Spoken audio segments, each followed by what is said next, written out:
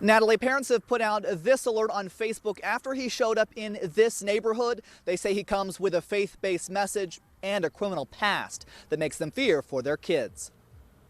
Neighbors say the registered sex offender went door to door in this subdivision near Eagle and Eustic on Labor Day when plenty of children were outside. This is an area that is full of opportunities for someone if they were to look for targets. The man knocked on Wallace Maxwell's door, then asked, "Are you a Christian?" He had no Bible, no religious text in his hand, no tag or anything professing who he was or what he was there for.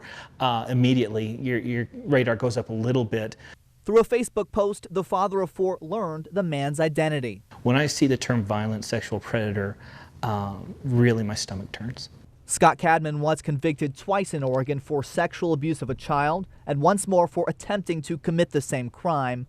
Maxwell says it was CADMAN who knocked on his door.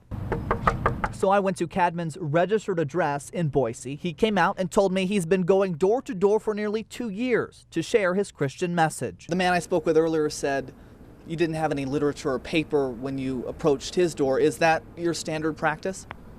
I have papers with me at all times. In fact, before you leave, I'll give you copies. The 56-year-old registered sex offender later showed me those papers, which do have his name, number, and email. Does it make sense that neighbors would have some concerns given your past?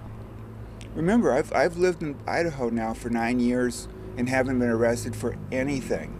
That's true based on court records, but it's little solace for parents, including Maxwell, who has 3 young kids. And here lately, we've been letting him play out front.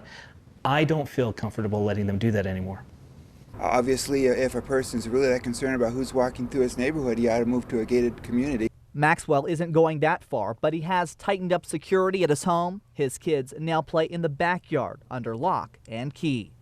Scott CADMAN's most recent conviction was in 1990. I called the Ada County Sheriff's Office about him. They say they've received calls about CADMAN for years, but there's nothing they can do because he's not breaking any laws.